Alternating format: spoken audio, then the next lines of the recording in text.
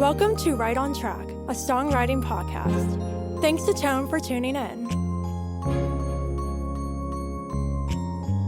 I'm Demi Michelle Schwartz, and I'm thrilled you're joining me on my songwriting journey. So kick back and relax, don't fall flat, and remember, stay right on track.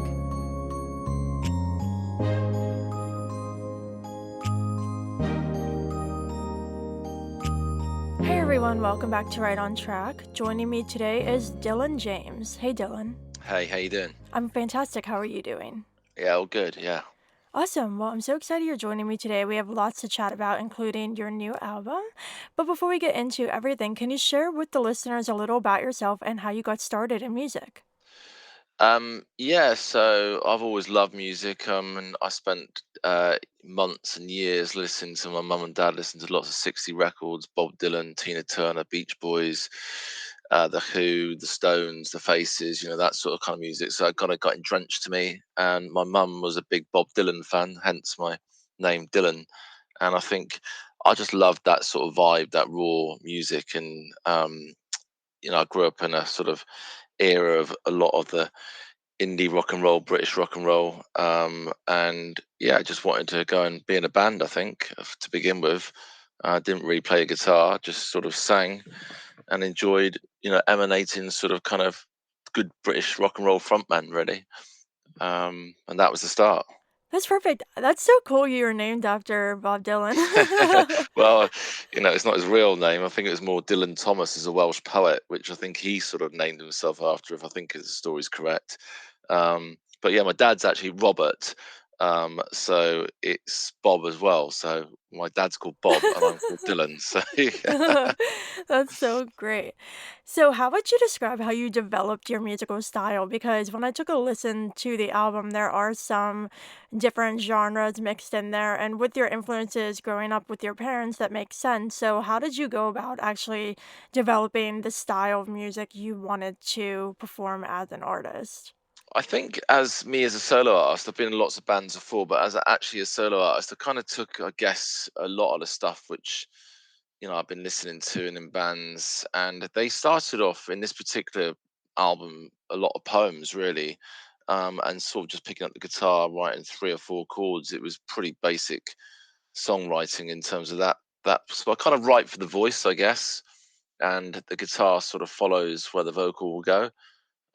So it's almost like telling a story. A lot of the songs, vocally, and I guess that's probably where I went with this one, really. So it's still got a bit of indie sort of folky sound to it.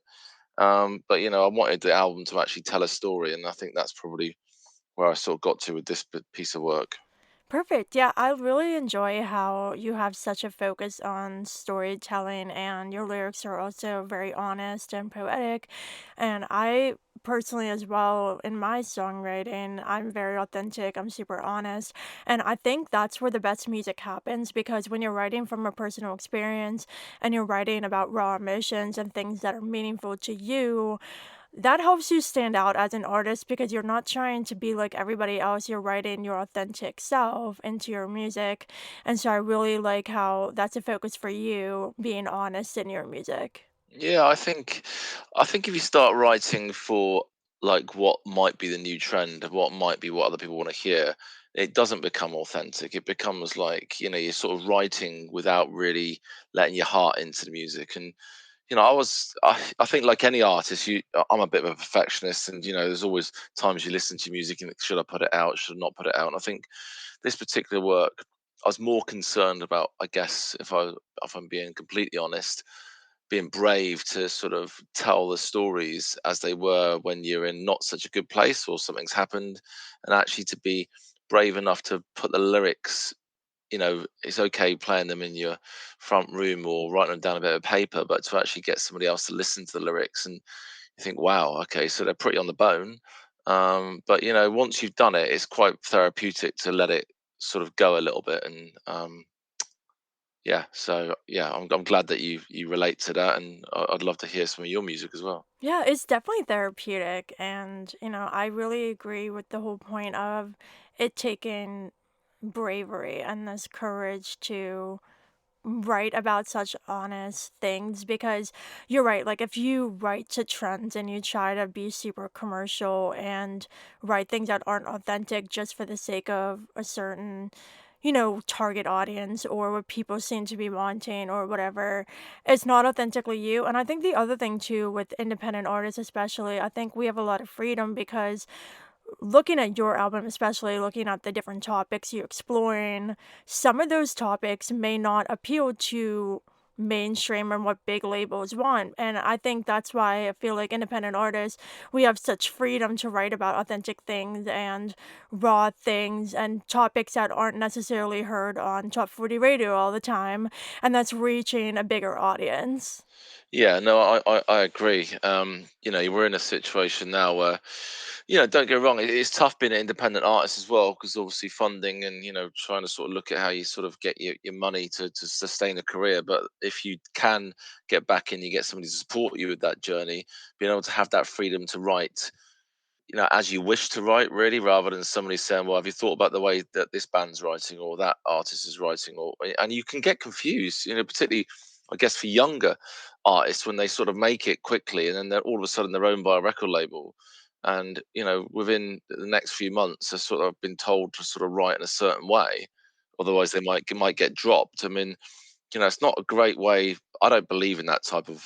I think a good songwriter will be a good songwriter. And if you're signing them for being a good songwriter, let them write because good bands, good artists, if they're able to continue that path, will have a much longer career. And I think it's evident with like U2 and sort of bands, really sustainable bands. They may write some commercial songs, but a lot of it's still as they can still keep their sound. You know what I mean? Right, exactly. And I think the other thing too is you're not going to enjoy it if you're writing things that aren't authentically you. You're going to lose enjoyment because I write music to process things and I like telling my story and I like to write about meaningful things. And if that's not what I'm doing, then I'm not going to enjoy writing songs and I'm not going to be motivated to because my inspiration comes from my personal experiences. So if that's not what my songs are rooted in, then I wouldn't enjoy it anymore, I don't think. Yeah, and you know what? You've got to enjoy. The whole thing about writing a song can be quite tricky as well. You might take months for you to write a song because you might just not have that creative, and then suddenly you might be going to a week of maybe something's happened or something's changed or you've had a creative thought, and suddenly you can write 5 songs in a week. So it's kind of you've got to be ready for that. Do you know what I mean? And I think there has to be a bit of patience in there to sort of. There is a formula to writing songs to some extent, I guess, with some people, but there's other ways that you've got to let an artist kind of be a bit patient with them as well. Yeah, absolutely. So, speaking of the songwriting process, do you start with the lyrics because you're very lyrical and story driven, or do you have a different process? Do you know what? It's a really interesting question because I think a lot of people ask me that, and I think a lot of people ask a lot of songwriters, what do you start with? Do you start with the guitar? Do you start with the bass? Do you start with the lyrics? Do you start with the vocal melody? But I don't really. I like to get off on a chord progression. I like to sort of, particularly for a melody or a chorus or a riff, I kind of enjoy that, and sometimes I listen back to it. But there's plenty of times where I just start, you know, writing the lyrics down and working out how it might go from the story being told. You know what I mean? And almost having the chord progression in terms of the verse, just something to keep the vocals going. And then you've got your bass then, and then I guess when you want to put a melody in, and a vocal melody might not even be a lyric; it might just be a melody, and then you can work from that. But I think, yeah, it depends what kind of song it is, really. I mean, that particular album is quite heavily. There is some riffs in there, definitely, but it's the kind of lyrics are quite poignant. Maybe the next album might not be so much about that. I don't know. It's yeah. I don't really put pressure on myself to say I should write like this or I should. I might have a complete instrumental next time. Do you know what I mean? I might enjoy putting some progressive beats in or something completely different. So yeah, I don't really. I'd love to be able to say that it has a particular way of doing it, but it's really how I feel in that particular moment.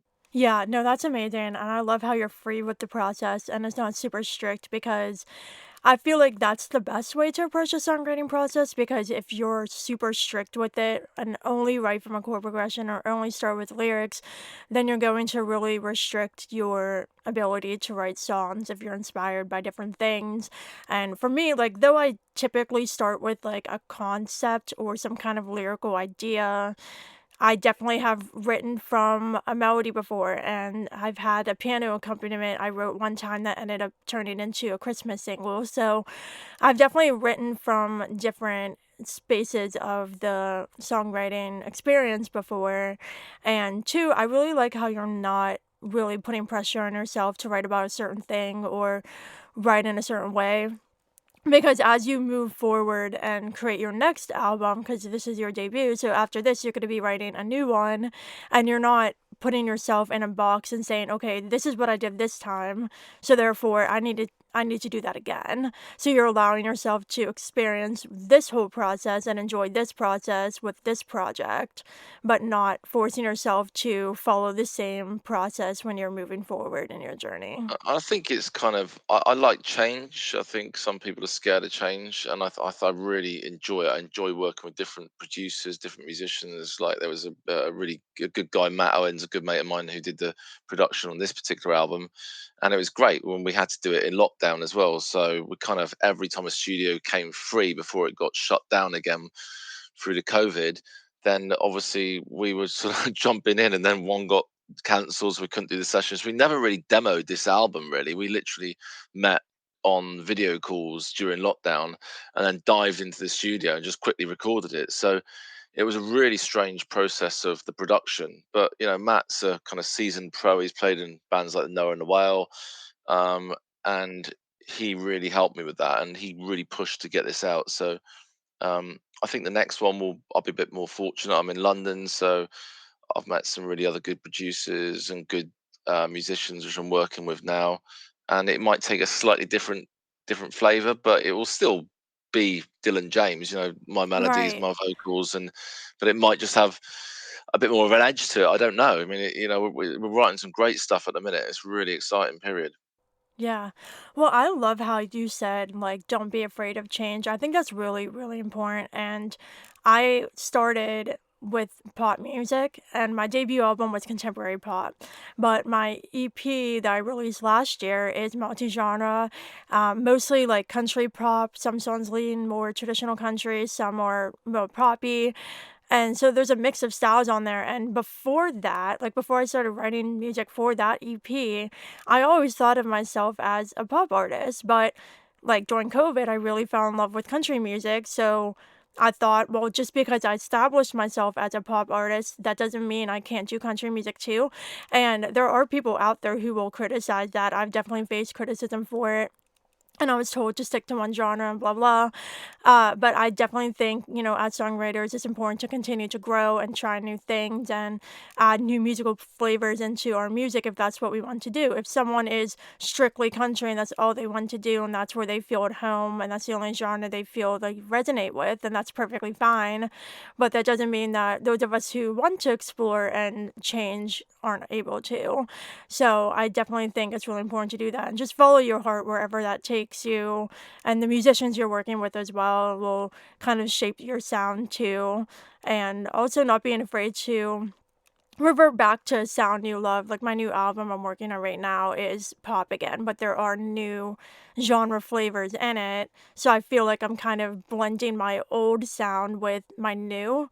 And so I'm really excited to see what comes next. So definitely not being afraid of change is really, really important. Yeah, yeah, and you've got to be, got to take it on, haven't you? At the end of the day, and you never know what might happen. And I think, there's some great musicians out there at the minute, and yeah, I mean, I like someone with an edge. It's just the way that I am as a person, I guess. I like to get people to challenge things, and it's always nice to know when an artist comes out and it's like, whoa, I didn't realize that hey, they had that in them. Well, yeah, I think the other thing too is like as you change as a person, that's naturally going to affect you as a songwriter. So I definitely think that plays a role too. Yeah, definitely. So now I want to hear about your album. Can you share what it's called and give a little track by track? So just list the songs and a brief description of what each is about. Okay, so the album is called Expected to Fly. I'm Dylan James, and it's got 10 tracks on it. The first track is, I'm always interested in like an opening song of an album. I think it's, if people have never heard you before, I think it's important, particularly in today's world where concentration is pretty poor. you know, to get that first part of the song is important. So we open with Painted It Gold.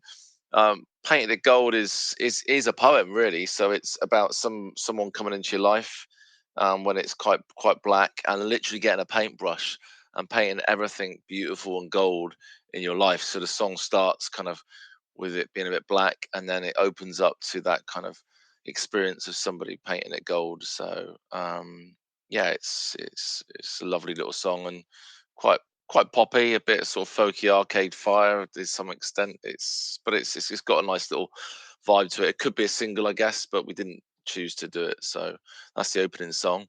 I think the second song is called Let's Talk. That was our first single. Interesting vibe with this album actually, because the singles we put out were remixed as an album version. So Let's Talk is a little bit heavier on the album. That is kind of deemed a little bit more around mental health, I guess, in terms of us not being able to talk as individuals. So it's, if you've got something to say, try and say it because it's going to help you or help somebody else. Um, Next one, I believe, is Black Cloud. Is it? I think third song. Um, that I mean, there's a lot of deep lyrics in this particular album. So, it is really, that was probably my hardest song to release, really, because the lyrics don't give in, stay alive, don't let the black cloud don't let the black cloud pull you in, just let the black cloud pass you by. That was about as dark as I probably got. I mean, it's a beautiful little song, a lovely little riff. But it really tells a story of trying to take that black cloud out of your house when you're sat there having quite a, really serious depression, and pulling that black cloud out of the room and almost taking it outside to the blue skies, and sort of kind of trying to be brave enough to sort of get out of that part of what you're doing, really. Um, Cracking Up is a lovely little open. There's good riff. Quite indie rock and roll, I guess. Bit of Smashing Pumpkins in there. Um, that has got some lovely lyrics. Probably one of my favorite lyrics, actually, particularly the second verse. I'm on a plane that never lands. I am the pilot with no hands, and it's kind of that whole vibe about just sailing around in the sky in your mind, but not really landing. And it says, I can't steer us out of madness. I can't find the promised land. And it's just this kind of visual picture I painted in my head when I started writing it. So, and it's got a lovely another line, which is, um, cannonball that nobody's catching. And I think that line, you just can't catch a cannonball. They're so heavy.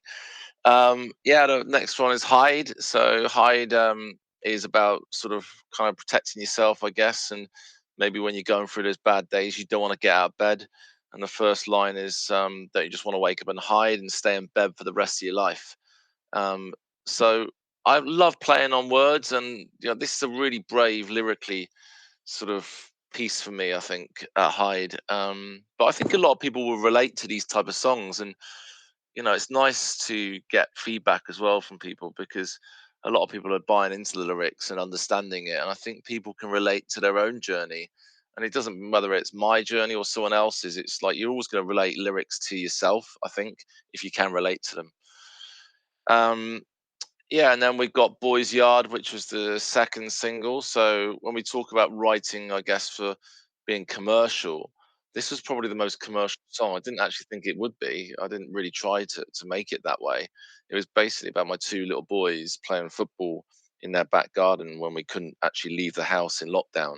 And they had like a little pint-sized goal, small goal, and they were trying to, emulate their football heroes in their back garden. And I think trying to be that hero in your backyard is where, your garden's quite a special place. So it started off where you can be a hero in your own backyard. You can score from 40 yards, and they're probably only scoring from 5, but it just had that kind of vision of being in a big stadium for them. So that did really well. We were on like Sky Sports, Talk Sport, and really big football stations, and it was just good timing because the World Cup was on. So people bought into that. Um, yeah, you got other songs like "I'm Not Superman," which was our third single. Kind of trying to look at that whole perspective of when you're walking around, who really are you as a person? Are you trying to wear a mask or are you actually being yourself? And we're all expected, I think, in today's world to be like superheroes, and the line, which is "You expect too much, you expect me to fly," was taken as an inspiration for the album. Um, but yeah, I guess somebody said to me, "Should I write it about I'm not Superwoman?" And or should I write it about Girls' Yard? And I get the diversity and everything else, but for me, I'm a man, and I'm writing it about myself. And if I was a woman, I'd probably write it I'm not Superwoman. But it was purely based on me, not necessarily a general kind of the whole diversity thing, which I think's important, and it's a difficult subject to approach. But for me, that was really important that that track was written about me, and not trying to be get more likes because I'd wrote it about a more of a broader spectrum. So I got challenged on that. Um, yeah, the final song is. Oh, sorry. There's also what would you say, which is quite a personal song. Um, Lots of interesting lyrics on that. I'm not going to quite go into what that one's about. You can make it up for yourself and have a think about that one. But it's a beautiful acoustic song. It gives quite a sort of more of a softer feel to the album. And the final song is "I Am Your Sound," which was written in lockdown when we were all dealing with lots of stuff. Really, I was spending a lot of time on my own, and "I Am Your Sound" is about that friend who could be your sound, and it could be a radio, it could be the TV, it could be the noises in the garden, and it's quite an epic, kind of Blur-esque kind of song, I guess. And that's it, I think. Awesome. It's so funny when there's like an album with a bunch of songs and you're like, okay, now I need to remember the track list, what every single one's I about. did. I think I might have got it slightly wrong in terms of the actual lineup, but it's there or thereabouts. But yeah, no, it's funny trying to talk about each song individually in a sort of kind of a short space of time. But hopefully that gives you the vibe of it and whoever's listening. But yeah, Yeah, no, it definitely does, and I think it's super relatable. There's so many incredible topics in here, and there's also nice variety. So I'm sure that there will be a song on here for everyone. I'm curious, so when you were writing, are these all the songs that you wrote for the album that made it, or were there more and there was a selection process? no, that's a really. I'm glad you mentioned that because yeah, there was probably about another six or seven actually, and we did go through. We actually recorded two or three other songs, which we started recording them, and actually they weren't quite working for us. So I think I think "I Am Your Sound" might have not made the original first list actually, and I'm really glad it's now come in because it's a beautiful song and it really is a great album finisher. Um, but yeah, there was a few others which sounded great when we sort of kind of started playing them, but when we got in the studio, they didn't really cut it. So I think I had to finish two or three of them when I was down for that weekend actually after the session to go in the next day because we only recorded this album in 48 hours musically, so it was kind of crazy. Yeah, well, that's really interesting. I always like to hear if they were all the songs or if there was a selection process. I really think it's important to choose the best songs that not only are the best like from the craft standpoint, but also looking at the project as a whole.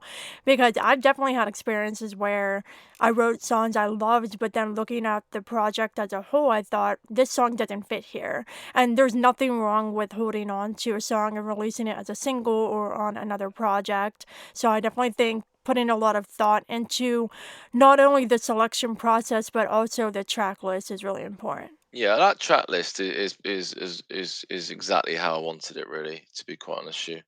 Um, it sounds great. I'm actually really excited about this, but I'm so excited about the next project we're doing as well. So it's nice to be excited about the new project because I've gone into other projects before where we've done something really good, and I just haven't had the creative kind of. It excitement for the next one. Whereas now I'm just loving what's happening. We're really building kind of this at the moment. We've had a kind of reasonably good start, but I think with the way we've got the band now and live as well is great as well. So That's amazing. So, as a whole, what do you hope listeners take away from the album? I really hope that they can really hear kind of, I guess, not necessarily what I was going through, but more about me being able to be brave enough to say those lyrics. And I just like them to take it for their own experience. And whether they relate to that experience or they don't relate to it, just to sort of feel the emotion behind it, because that's what I get from music when I listen to somebody singing passionately or telling a story. I might not relate to it myself, but you know what? It can touch me and it can really grab my emotions. And that's what I love about music, what it can do to people, whatever form of music it is. It can really, really resonate with people and makes them feel something, and that's what you want for your listeners to do, to feel that they want to stick it on again. Yeah, absolutely. So now I have a fun question, and I'm sure this changes from day to day or different periods of your life, but at the moment, what is your favorite song on the album and why? Okay. What is? I think my favorite song right now is actually our new single, or say my new single, which is "Make Up Your Mind." Um, I love what we did with that track. Actually, it was. So there's a chorus a keyboard line in it, which we literally, when we were mixing it for the second time, we took out and stuck at the start of the track. So it's kind of got that Charlatans esque kind of real deep synth sound at the start of the track, and then it breaks into sort of quite a rock and roll guitar.